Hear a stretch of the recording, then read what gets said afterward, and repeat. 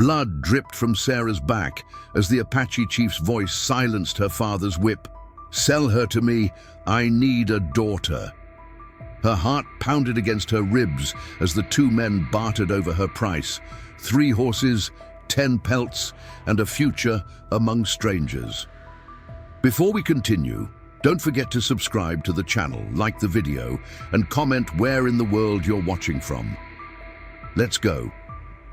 The Arizona sun beat down mercilessly on the small town of Cottonwood Springs, its harsh rays reflecting off the weathered boardwalks and dusty streets. The summer of 1876 had been particularly unforgiving, scorching the land and testing the resolve of even the most hardened settlers. But for 16-year-old Sarah Mitchell, the heat was the least of her concerns as she stood trembling in the town square, her thin cotton dress clinging to her back, damp with sweat and specked with blood. "You'll learn respect if it's the last thing I teach you, girl." Jacob Mitchell's voice carried across the square, silencing the usual bustle of the Saturday market.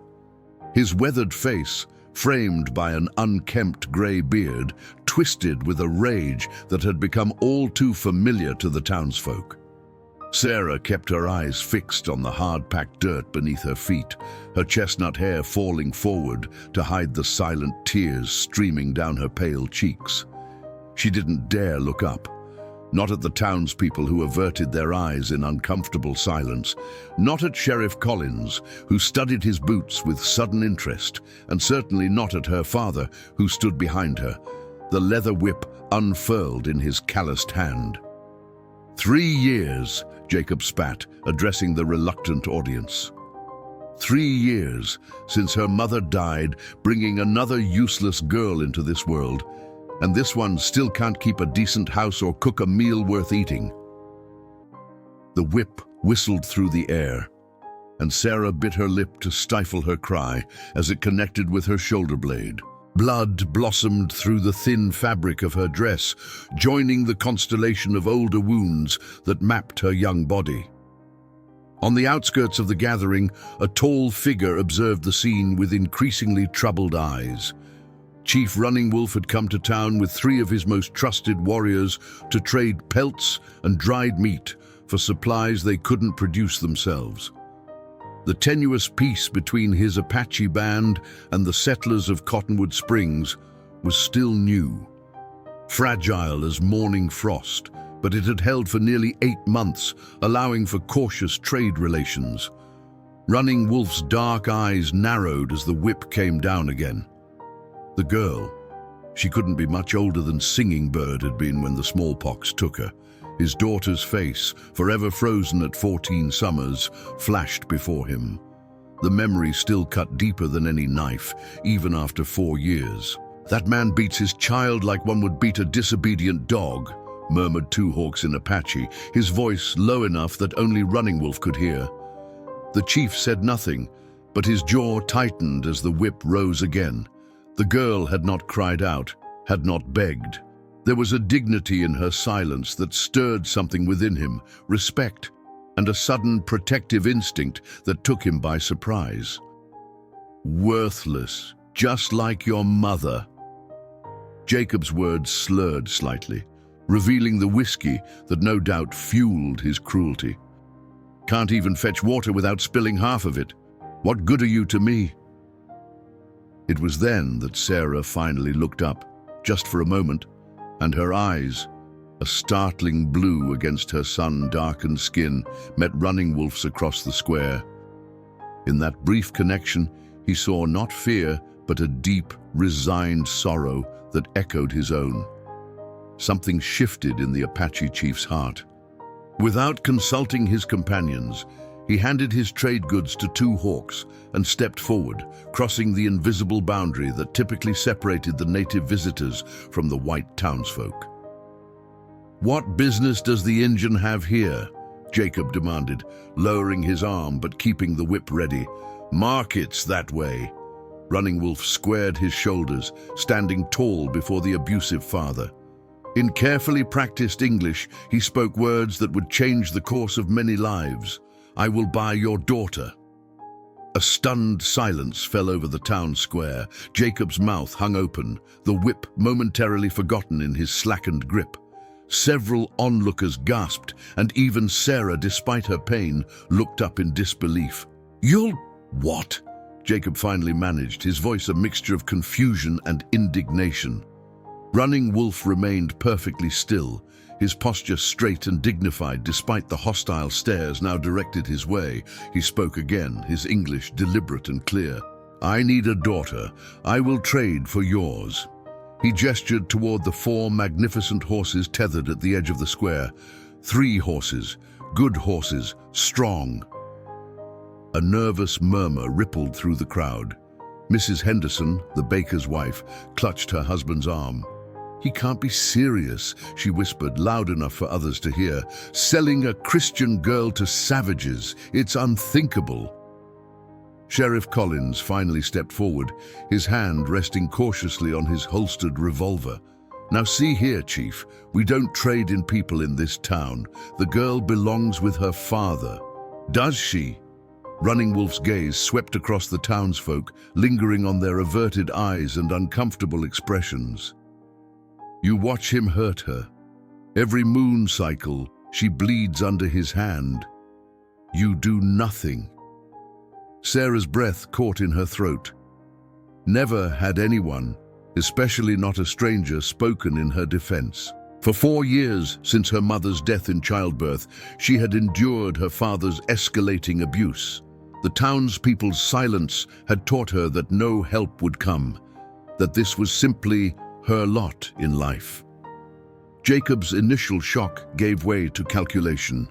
His bloodshot eyes narrowed as he considered the Apache's offer. 3 horses was no small payment, worth more than he could earn in a year of sporadic work at the lumber mill. Sarah watched her father's face with a sinking heart. She recognized that expression. He was tallying her value. 4 horses, Jacob counted, his voice taking on the hard edge he used when haggling. "And your rifle."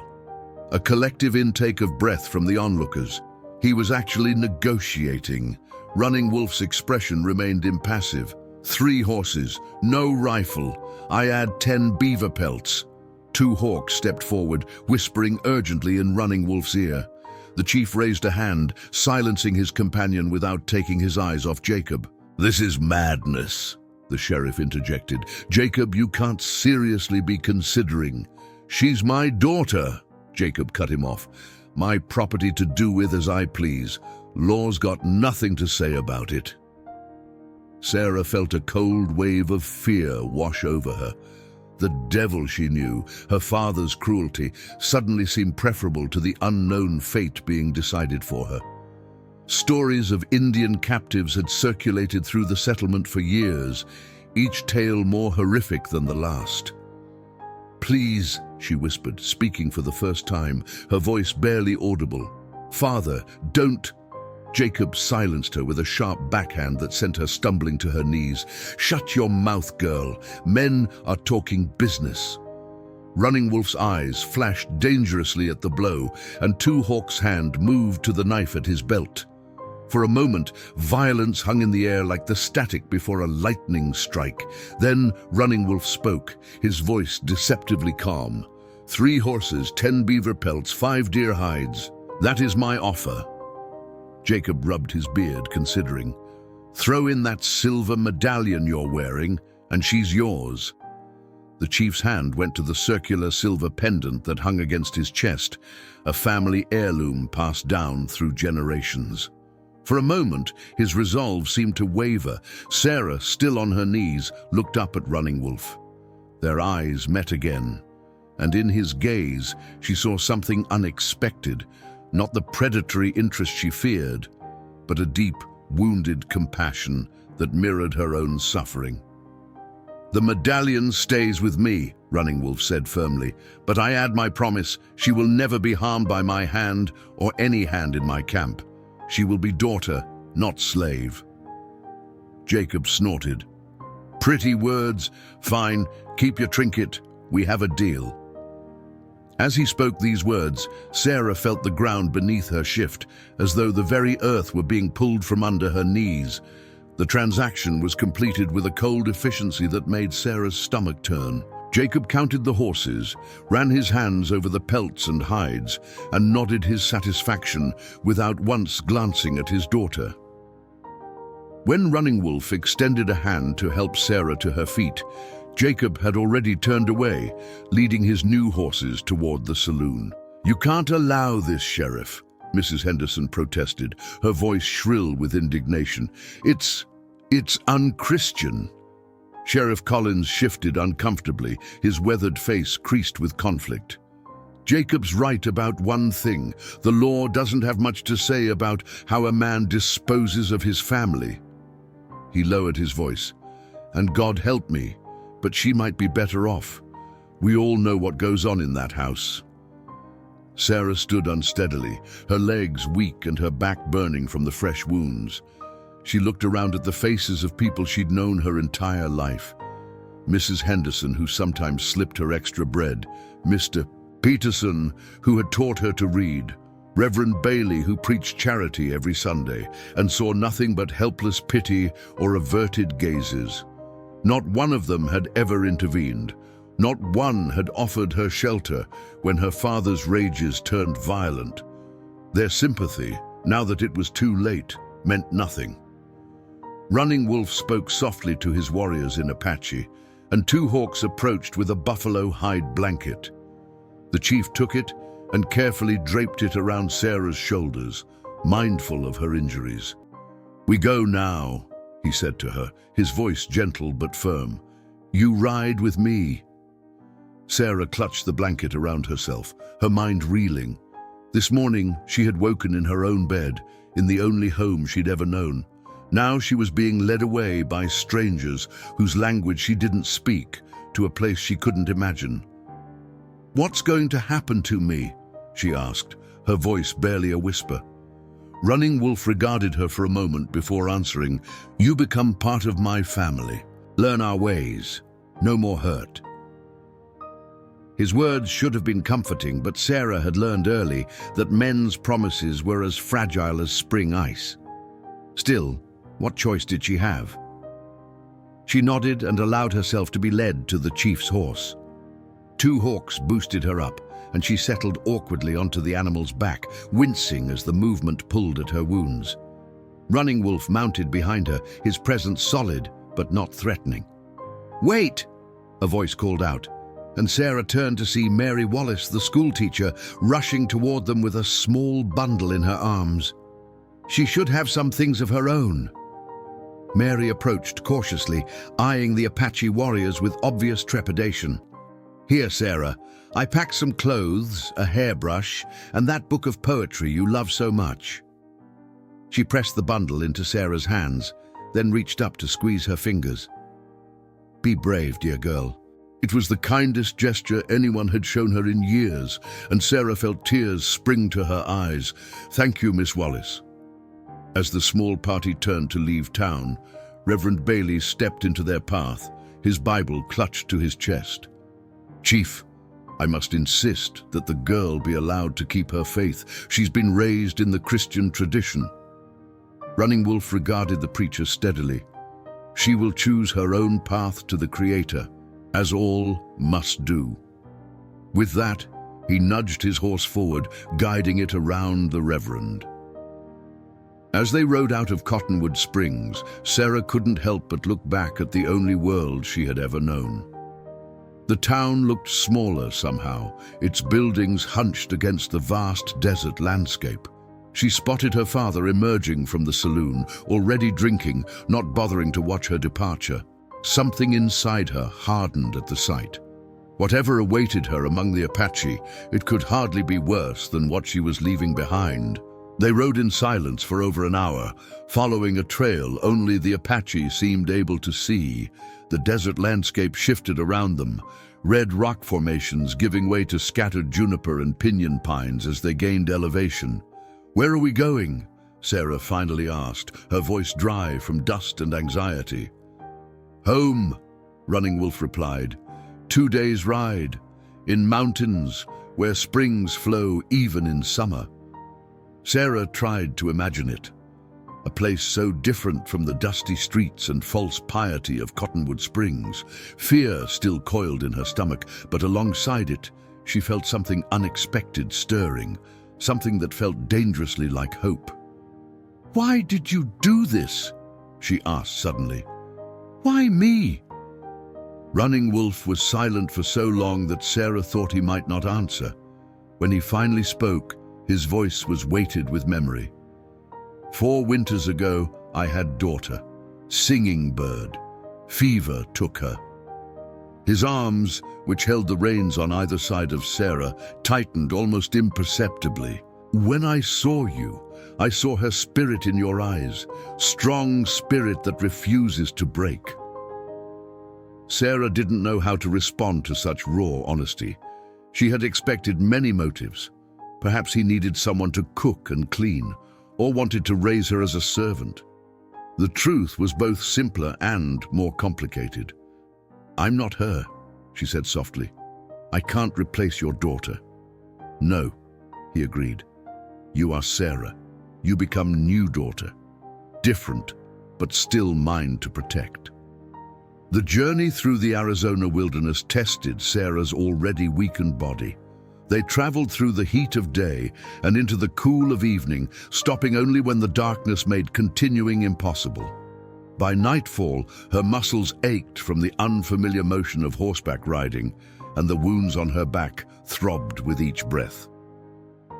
When they finally made camp, 2 hawks built a small fire, while the other warriors, Gray Fox and Swift Deer, secured the perimeter. Running Wolf helped Sarah dismount, his strong hands gentle as he guided her to a seated position near the fire. "We clean wounds," he said, reaching for a leather pouch tied to his saddle. "Medicine."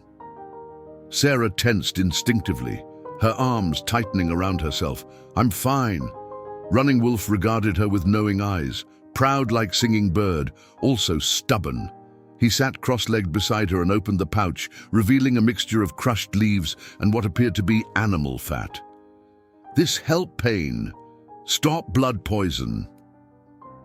After a moment's hesitation, Sarah turned her back to him, still clutching the blanket around her shoulders. With care bordering on reverence, Running Wolf pulled the fabric down just enough to expose the lash marks. He worked in silence, applying the cool mixture to each wound. The sharp, herbal scent filled her nostrils, and to her surprise, the burning pain began to subside almost immediately. "What is that?" she asked, glancing over her shoulder. "Sage, juniper, bear fat," he replied. "Old medicine. My mother teach me." The mention of his mother sparked Sarah's curiosity. Is she still living? Your mother?" Running Wolf shook his head. "She walked with ancestors many winters now." He finished dressing her wounds and helped her adjust the blanket. "Sleep now. Long ride tomorrow."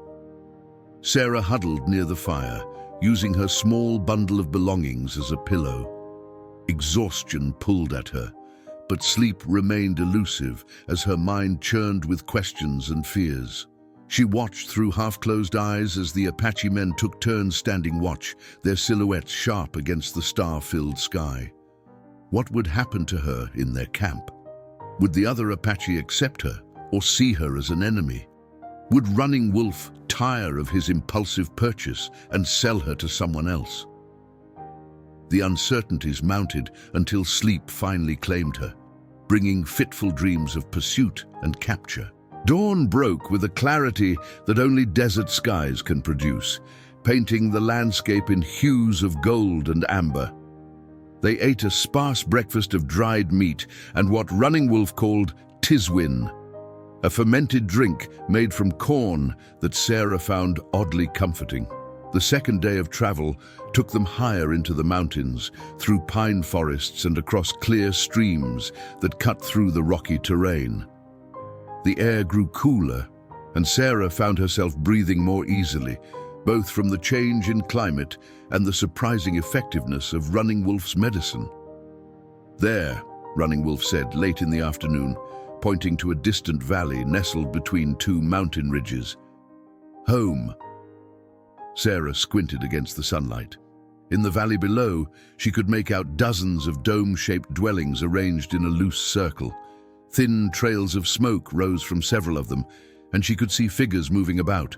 Women grinding corn, children playing, men working with animals. It looked so ordinary. "It's bigger than I expected," she admitted. 53 families, Running Wolf said with evident pride. Strong people, survive many winters, many wars. As they descended toward the encampment, Sarah's anxiety returned full force. She straightened her back as much as her injuries would allow and lifted her chin, determined not to show fear. Their arrival did not go unnoticed. Children spotted them first, calling out and running alongside the horses as they entered the camp. Women emerged from their wickiups, and men paused in their work to watch the procession. Sarah felt dozens of curious eyes on her, taking in her pale skin and Western clothing. Running Wolf dismounted first, then reached up to help Sarah down. Her legs nearly buckled after the long ride, but she forced herself to stand straight. A murmur rippled through the gathered onlookers as they noticed her injuries, visible where the blanket had slipped. An older woman with silver-streaked hair stepped forward, her face a map of lines that spoke of both hardship and laughter. She said something to Running Wolf in Apache, her tone questioning but not hostile. "My sister, White Dove," Running Wolf explained to Sarah. "She asked why I bring White Girl to our home." Sarah swallowed hard, wondering how he would explain her presence. Would he present her as a servant, a curiosity, or as he had promised, a daughter? Running Wolf placed a hand on Sarah's shoulder and addressed his people in their language. Though she couldn't understand the words, she heard her name mentioned, followed by "Singing Bird." The reaction was immediate. Expressions softened, and several of the older women nodded in understanding.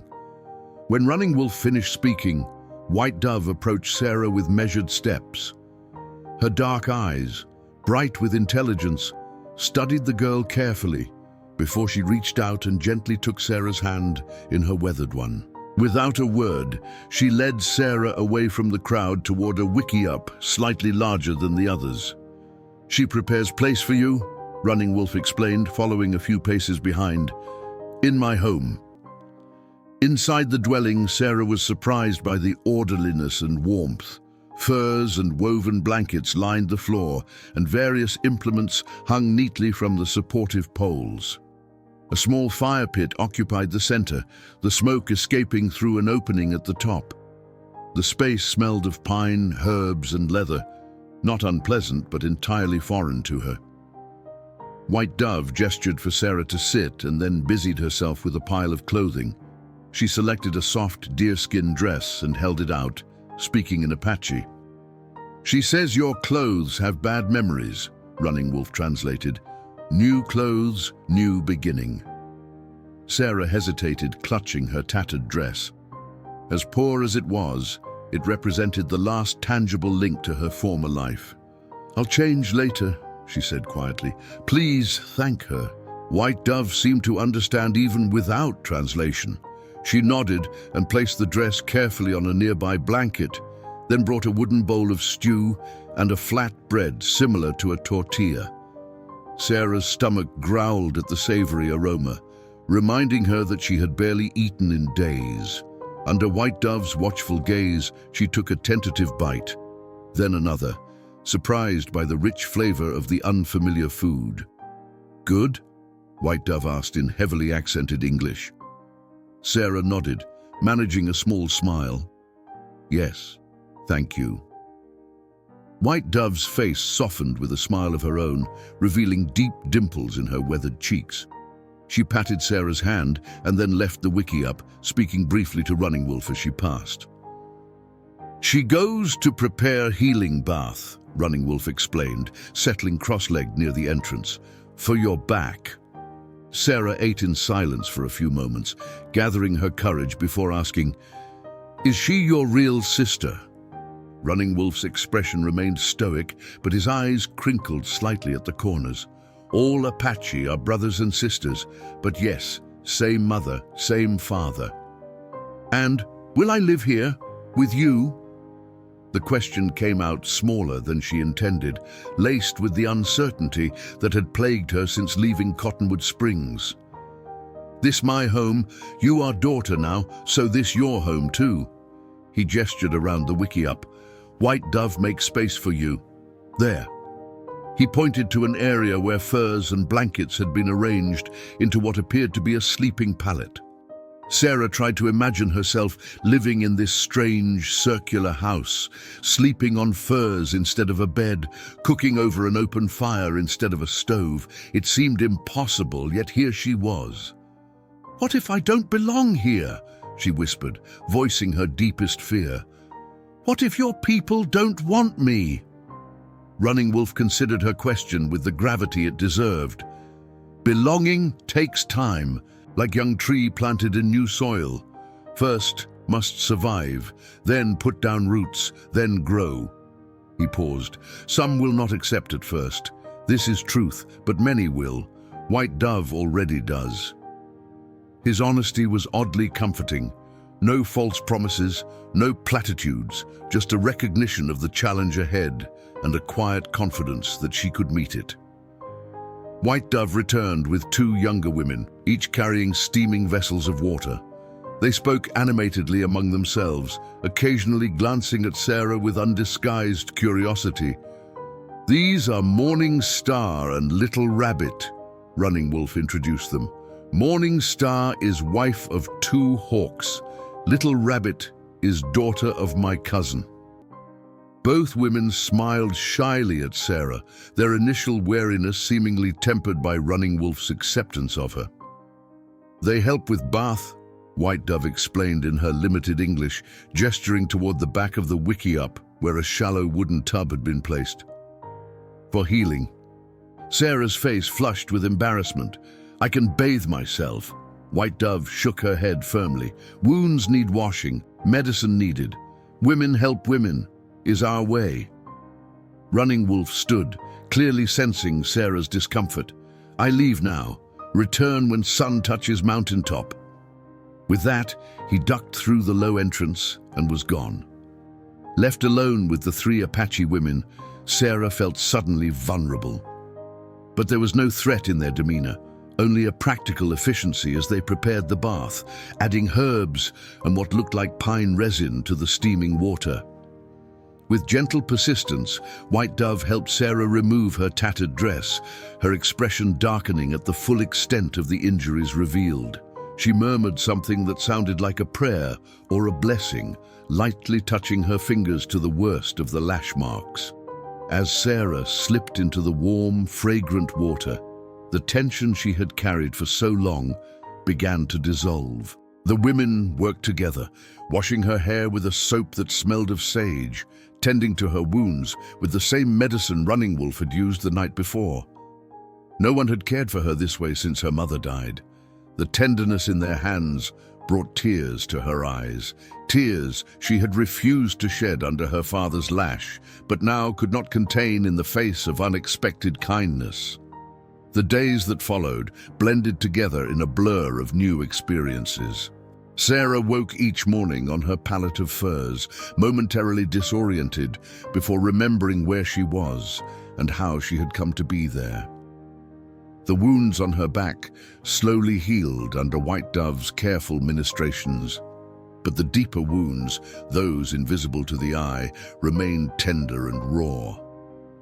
On her 4th morning in the Apache camp, Sarah finally relented and donned the deerskin dress White Dove had prepared for her.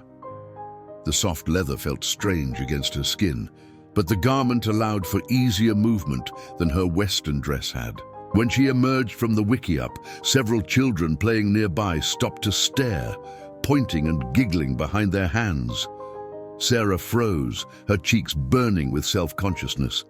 But before she could retreat back inside, one small girl of perhaps 5 or 6 years detached from the group and approached. With solemn eyes, she reached out to touch the sleeve of Sarah's dress, then nodded approvingly. "Guj," the child said, pointing to the dress. "Guj." "I think she's trying to teach me a word," Sarah said aloud, though no one was there to hear her. She pointed to the dress as well. "Guj," The little girl's face lit up with a brilliant smile. "Gush!"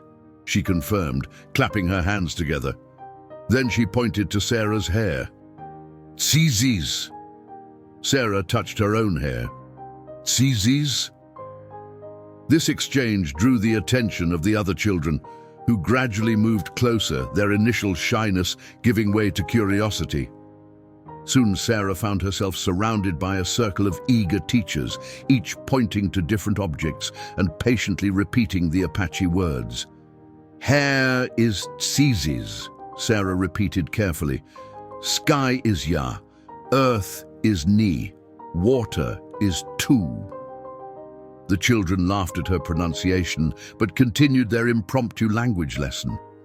Sarah found herself smiling for the first time since arriving at the camp, the simple interaction warming something inside her that had been cold for too long.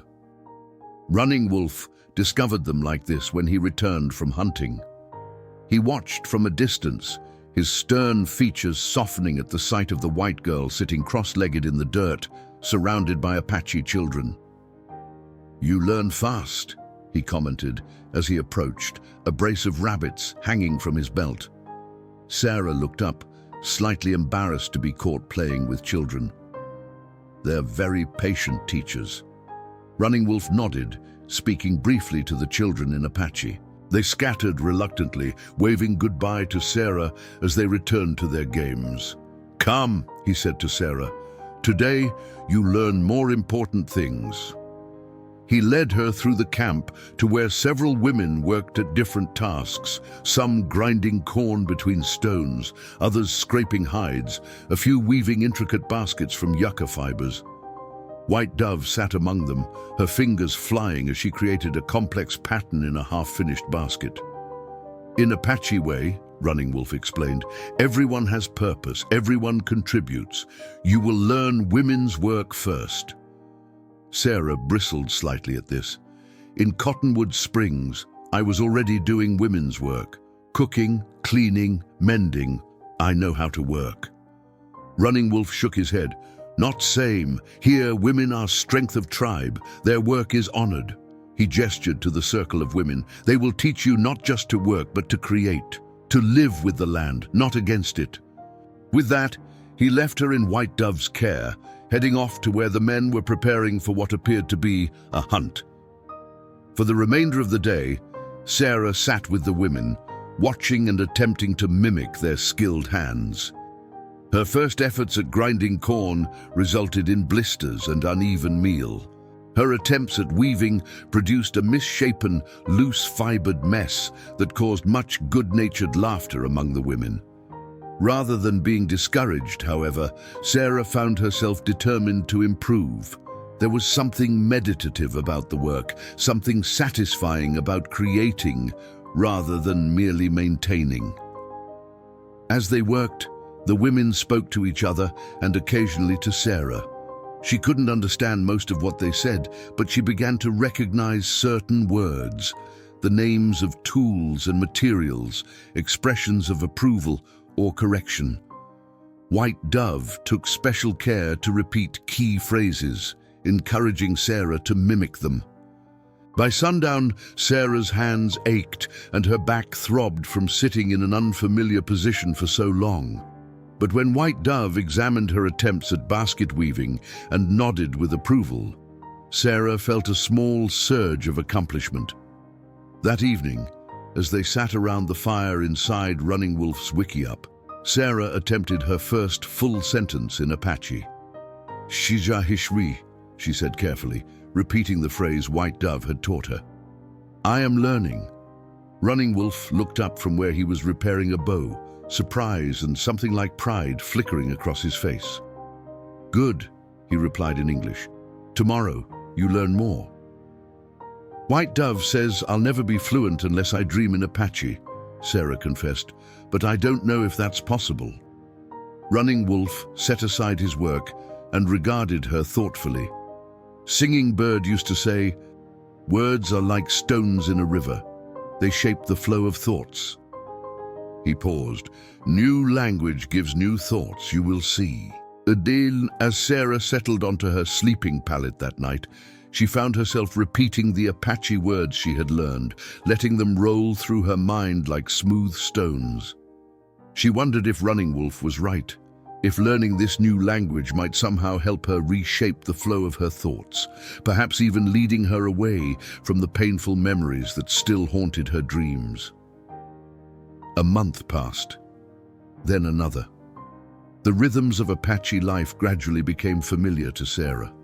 The pre-dawn rising, the daily tasks that followed the seasons rather than the clock, the evening gatherings where stories were shared and songs sung beneath star-filled skies.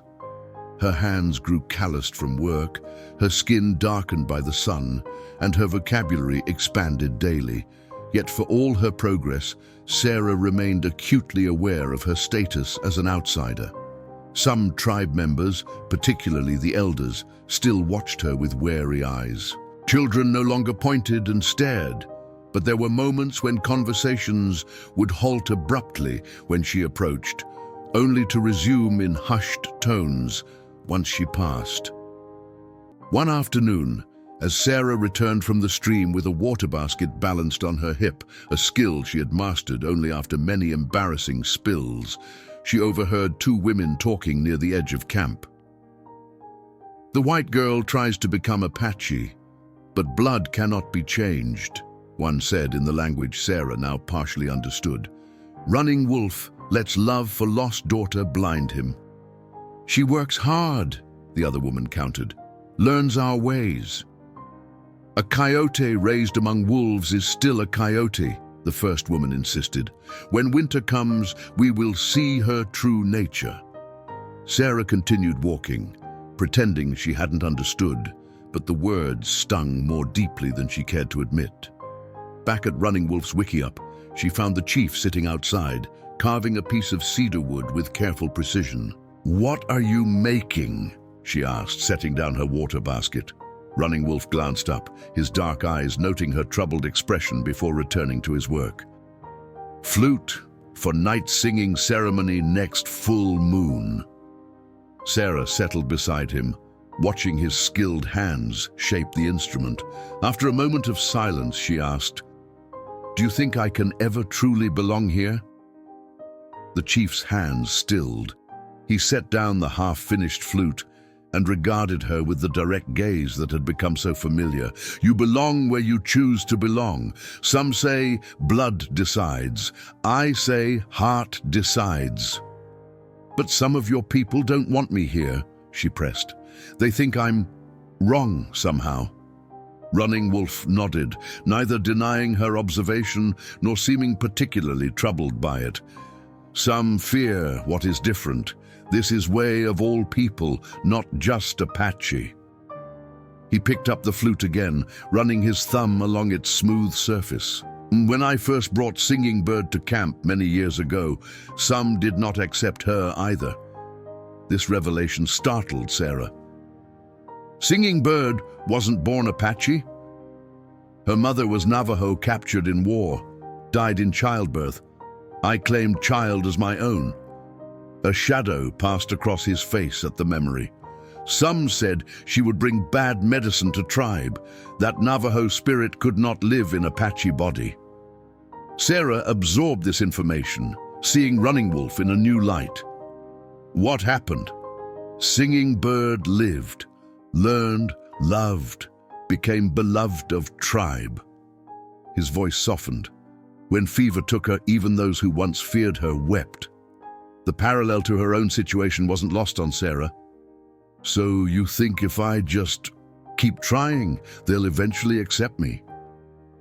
Running Wolf shook his head. "No, acceptance not something you earn like trade goods. Comes in its own time, like rain to desert." He looked up at the cloudless blue sky. "Sometimes you wait long time, but when rain comes, flowers bloom that you never knew were there." That evening, Sarah joined White Dove and several other women to prepare for a ceremony marking the autumn equinox. As they worked together, grinding special blue corn for the sacred meal, one of the older women, Stone Singer, known for her conservative views, suddenly addressed Sarah directly. "You hold basket wrong," she said in Apache. "Like this." She demonstrated the proper angle for winnowing the ground corn, separating the fine meal from the coarser bits. It was the first time Stone Singer had spoken to her directly, and Sarah recognized it as a small but significant gesture of inclusion. Later, as the ceremony began, Sarah stood uncertainly at the edge of the gathering, unsure of her place. Running Wolf spotted her hesitation and motioned her forward to stand with his family. As the tribal elders recited ancient prayers, the rhythmic drumming seemed to synchronize with her heartbeat, and Sarah found herself swaying slightly in time with the Apache women around her. When the sacred cornmeal was distributed, Stone Singer herself placed a pinch in Sarah's palm, showing her how to offer it to the 4 directions before consuming it. The bittersweet taste lingered on her tongue, foreign yet somehow familiar, like a memory from a dream. After the ceremony, as the tribe shared a feast under the star-speckled sky, Running Wolf presented Sarah with a small gift, a bracelet of polished stone beads and silver. "This belonged to Singing Bird," he said quietly, fastening it around her wrist. "Now it is yours." Sarah touched the bracelet with trembling fingers. "I can't." "You can," he interrupted gently. "She would want you to have it, to remind you that belonging is not about where you come from, but where you choose to stand." Looking around at the gathering, at White Dove who had taught her to weave, at the children who had taught her to laugh again, at Running Wolf who had given her a chance at a new life, Sarah felt something shift inside her. She was not fully Apache, would never be, but perhaps she could be something new, a bridge between worlds rather than an outsider to both. The first snowfall came earlier than expected, blanketing the mountain valley in pristine white. Sarah had never experienced winter at such elevation, and the bitter cold penetrated the wickiup despite the fire that burned day and night. She huddled beneath layers of fur, grateful for the warm, deerskin clothing White Dove had insisted on preparing for her as the summer waned. "Cold moons are time of stories," Running Wolf explained one evening as wind howled outside their dwelling. "Time to remember who we are, where we come from." Sarah had grown comfortable enough with Apache to follow most conversations now, though she still struggled with the complex spiritual concepts that permeated the tribe's worldview. As the elders shared tales of creation and ancestral heroes, she absorbed not just the words, but the cadence, the reverence, the living connection to a history that stretched back through countless generations. "Did you have stories?" White Dove asked her during a lull in the telling. In White World, the question caught Sarah off guard. She seldom spoke of her life before coming to the Apache camp, as if silence might somehow erase the painful memories. "Yes," she finally answered. "My mother used to read to me from the Bible, and sometimes she would tell me fairy tales about princesses and magic." White Dove's eyes crinkled with interest. "Tell one now. We share stories. You share too." All eyes turned to Sarah, and her throat tightened with sudden anxiety. These were her people now, yet in this moment she felt her difference acutely. Taking a deep breath, she began to recount the tale of Cinderella, the mistreated girl who found happiness through kindness and a touch of magic. As she spoke, she realized the story reflected elements of her own journey, though her redemption had come not through a fairy godmother or glass slippers, but through the intervention of a man who had seen her worth when others had not. When she finished, there was a moment of silence before the children began to pepper her with questions about the fairy godmother, the glass slippers, the prince. Even the adults seemed intrigued by this unfamiliar story structure. "Good teaching," Stone Singer pronounced, surprising Sarah, "shows that cruelty returns to those who give it." Running Wolf nodded approvingly. "All peoples have wisdom in their stories. good to remember. The acceptance of her small contribution warmed Sarah more thoroughly than the fire. That night, she dreamed not of her father's whip or her mother's grave, but of Singing Bird, a girl she had never met yet somehow knew, dancing in moccasins through fresh snow. As winter deepened, food became scarcer. The tribe had prepared well, with stores of dried meat, corn, beans, and berries, but hunting trips became more necessary and more dangerous as the weeks passed. Game was sparse, and the deep snow made tracking difficult. One morning, Running Wolf prepared to lead a hunting party into the high country, where elk might still be found. Sarah watched with a knot of worry as he checked his weapons and supplies. 3 days, he told her, adjusting the fur-lined hood of his winter garment. Maybe 4. You stay with White Dove. Sarah nodded, trying to hide her concern. She had grown to depend on Running Wolf's steady presence, his quiet strength. The thought of his absence left her feeling unexpectedly vulnerable. Be careful, she said softly in Apache. Come back to us. Something flickered in his eyes. Surprise, perhaps, at her choice of words. Us, not me. He touched his hand briefly to her shoulder, a rare physical gesture that spoke more eloquently than words, then joined the waiting hunters. The day after the hunting party's departure, Sarah was gathering firewood at the edge of the camp when she spotted movement among the distant trees. Shading her eyes against the snow's glare, she made out the silhouette of riders approaching. Not Apache, but white men. Her heart hammered against her ribs. In the 6 months since leaving Cottonwood Springs, she had encountered no white people. The sight of the approaching riders stirred a complex mixture of emotions. Fear, certainly, but also a strange, unexpected longing for the familiar. She dropped her bundle of wood and ran to alert the camp. 2 hawks, who had remained behind due to an injured leg, immediately organized the remaining warriors. Women gathered children into the central wickiups, while men took up defensive positions. The riders, 5 of them, stopped at a respectful distance from the camp. One man dismounted and held up empty hands, calling out in English, "We come in peace. We're looking for a girl, a white girl. Heard she might be with you folks."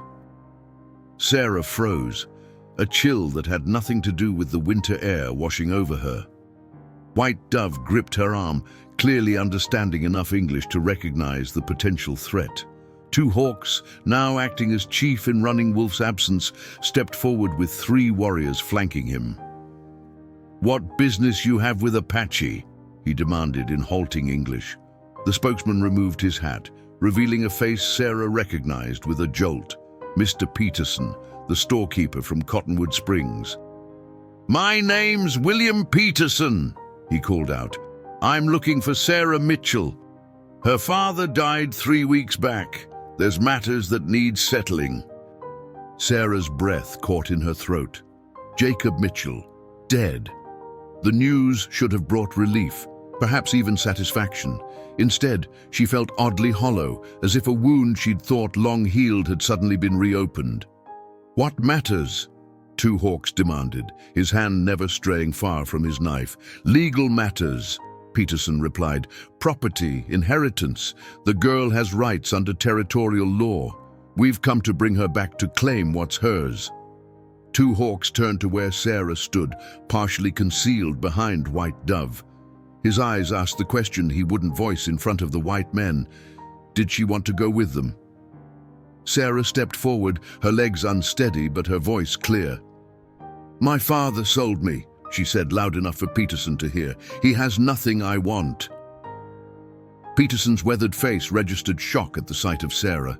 Her appearance had changed dramatically. Her once pale skin now bronzed by the sun, her chestnut hair worn in 2 braids adorned with beads, her clothing entirely Apache. But it was the confident way she stood, shoulders straight and eyes direct, that seemed to startle him most. "Sarah, good Lord, girl, is that really you?" He took a step forward, stopping when the Apache warriors tensed. "You don't understand. Your father's dead. The house, the land. It's all legally yours now. Judge Thornton sent us to bring you back." A younger man on horseback leaned forward in his saddle. "Miss Mitchell, you're an heiress. That property's worth a small fortune with the railroad coming through." Sarah's mind reeled. Property, money. These concepts seemed to belong to another life, another person. She glanced at White Dove, whose expression remained carefully neutral, then back at the men from her former world. "Who found him?" she asked, her English feeling strangely stiff on her tongue after months of speaking primarily Apache. "I did," Peterson admitted. "He hadn't been to town in weeks. Rode out to check and found him. Well, he'd been drinking heavily since you left. Fell and hit his head, best we can figure." A fitting end for a man who had lived by the bottle and the whip, Sarah thought. She felt no grief, only a hollow sense of closure. "There's nothing for me there," she said firmly. Peterson shook his head. "You're not thinking clearly, girl. This is your chance at a real life. Money, respectability, maybe even a good marriage. You can't mean to stay with—" He gestured vaguely at the Apache camp. "With them." Two Hawks stepped closer to Sarah, his posture protective. "She is Apache now," he declared. "Goes by name Morning Light, daughter of Running Wolf." "That's ridiculous," scoffed one of the other riders, a man Sarah didn't recognize. "She's a white Christian girl. You people basically kidnapped her." "No." Sarah's voice cut through the tension. "My father sold me, as I said, and these people—" She indicated the gathered Apache with a sweep of her arm. "They saved me, healed me, gave me a home and a family." Peterson's expression softened. "Sarah, I know your father was hard on you, but you're 16 now, nearly a woman. This is about your future. At least come back to town, see the property, talk to the judge. You can always return if that's truly what you want." For the briefest moment, Sarah hesitated. Curiosity stirred within her. What would it be like to own the house where she had been little more than a servant? To have money and the freedom it represented? To walk through Cottonwood Springs, not as Jacob Mitchell's beaten-down daughter, but as a property owner with rights and status? Then she felt White Dove's hand on her shoulder, steady and warm. She thought of Running Wolf out in the snowy mountains, hunting to feed his people, her people. She remembered the night of the equinox ceremony, the silver bracelet that now encircled her wrist, the sense of belonging she had fought so hard to earn.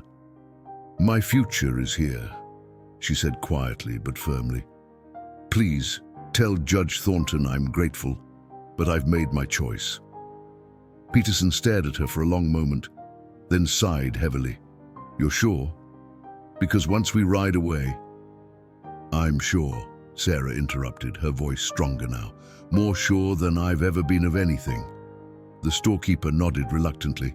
"Well, I can't force you, but the property will be held in trust for a year.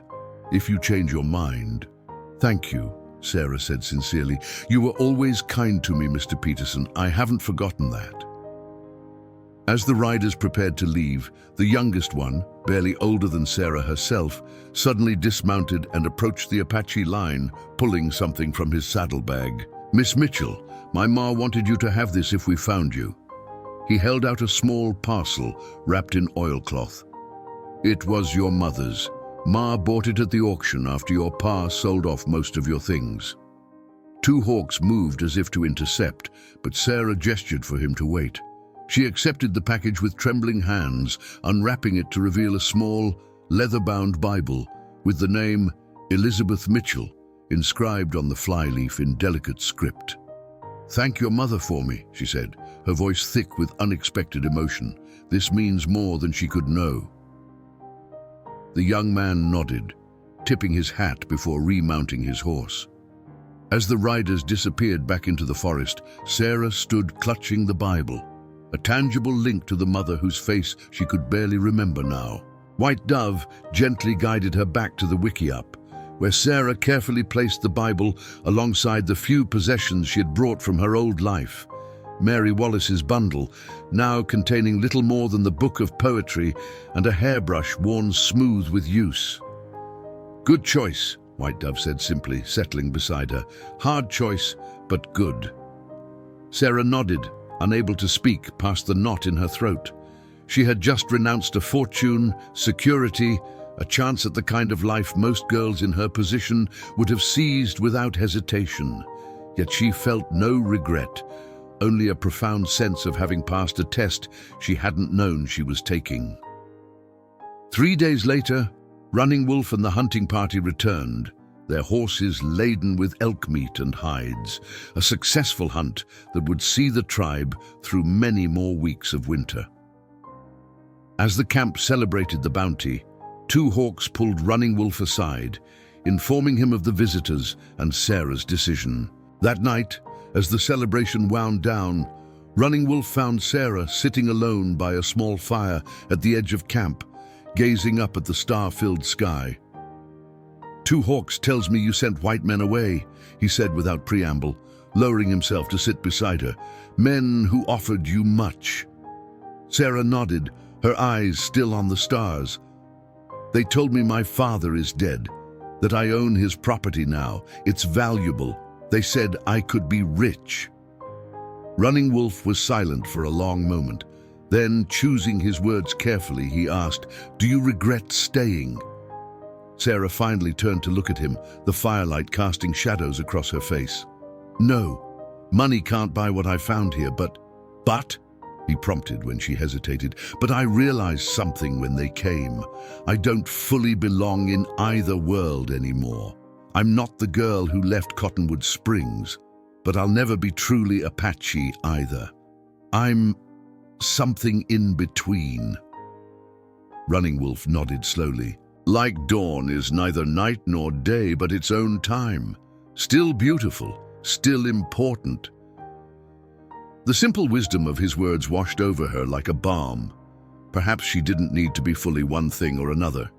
Perhaps being in between, understanding both worlds, belonging to both in different ways, was exactly what she was meant to be. Spring came to the mountains in a rush of melting snow and budding greenery. 2 years had passed since Sarah, now known to all as Morning Light, had been brought to the Apache camp. The wickiups had been moved to the summer grounds, closer to the valley floor where hunting was better and wild plants more abundant. Sarah, now 18, had grown into a young woman whose quiet strength and unique perspective had earned her a place of respect within the tribe. Her knowledge of the white man's ways had proven valuable on several occasions, helping the Apache navigate increasingly frequent encounters with settlers and soldiers. On this particular morning, Sarah sat with a group of young women preparing for a coming-of-age ceremony. Among them was Little Rabbit, who had blossomed from a shy girl into a confident young woman on the cusp of marriage, to a warrior from a neighboring band. "Will you sing the blessing song with the mothers?" Little Rabbit asked, her fingers deftly weaving eagle feathers into a ceremonial headpiece. "I would be honored if you would." Sarah smiled, touched by the request. "Are you sure?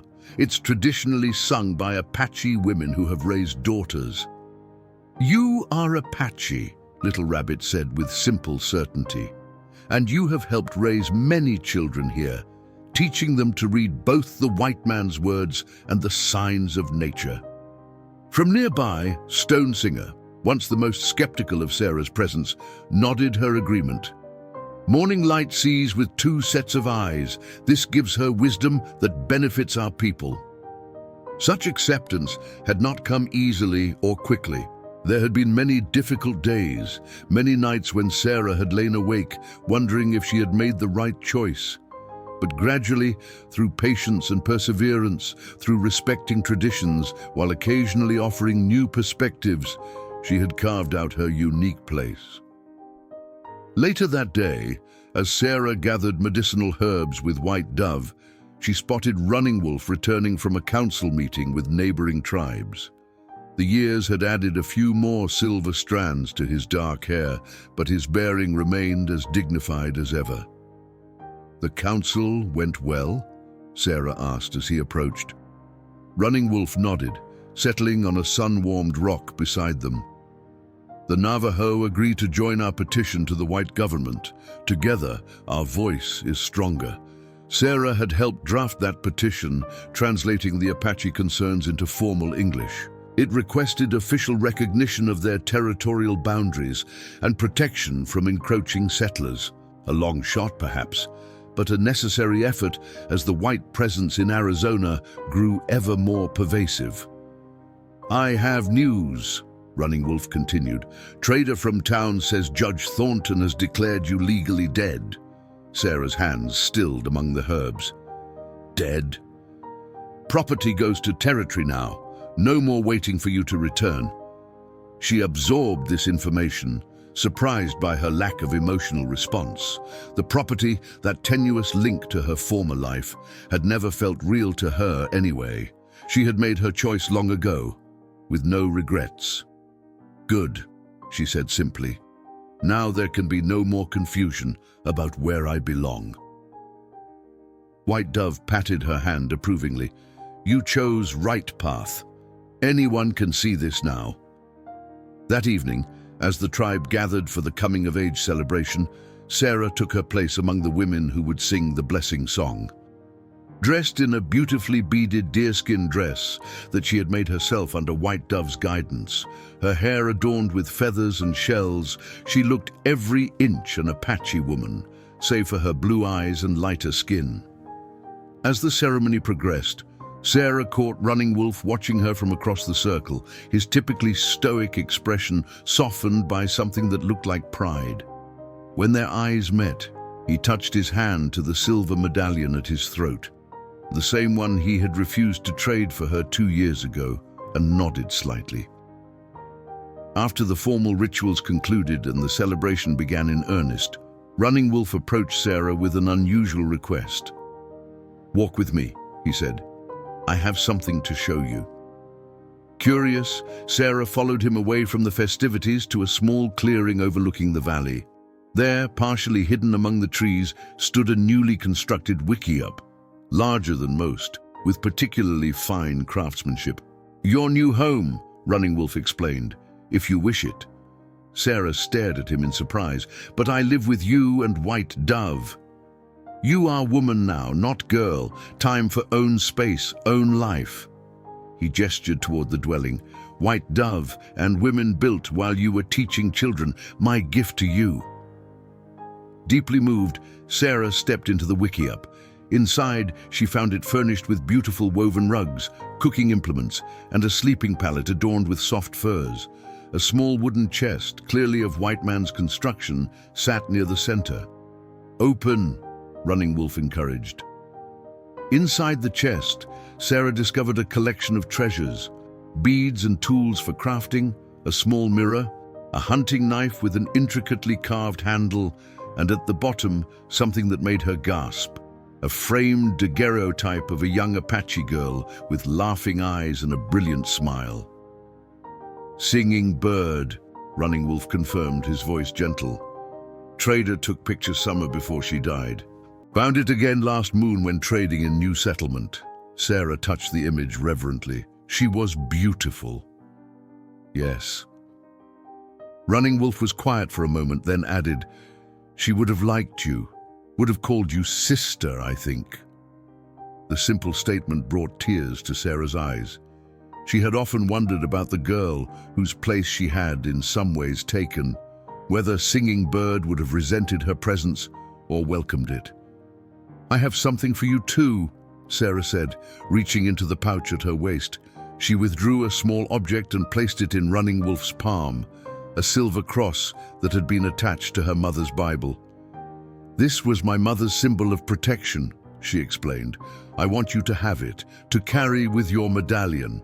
Different beliefs, same purpose, to guard what we love. Running Wolf closed his fingers around the cross, understanding the significance of the gesture. I will honor it, he promised. As they walked back toward the celebration, Running Wolf paused, looking out over the valley where his people had lived for countless generations. When I first saw you in White Man's Town, I saw only girl who reminded me of daughter, he admitted. Now I see morning light. Woman who is daughter of my heart, not just memory of another. Sarah's throat tightened with emotion. And I see the father I should have had all along, she replied softly. The one who taught me what it means to be valued, to belong. Running Wolf nodded, a rare smile transforming his weathered face. We are family now. Not by blood, but by choice. This is strongest bond. They stood together as the sun began to set, painting the valley in shades of gold and amber. From the camp below, the sounds of celebration drifted upward. Drumming, singing, laughter, the joyful noise of a community that had not just survived, but thrived. In that moment, Sarah fully understood the wisdom of her Apache name. Morning light, the dawn between darkness and day, neither one nor the other but beautiful in its own right. She had found her place in this in-between space, bridging two worlds that seemed destined to collide, but might, with enough understanding, learn to coexist. The girl who had once trembled under her father's whip now stood tall beside a different kind of father, one who had seen her worth when others had not, who had offered her not ownership but kinship, not subjugation but freedom. Come, Running Wolf said, extending his hand in a rare gesture of physical affection. Our people are waiting. Sarah took his hand, and together they descended toward the lights of home.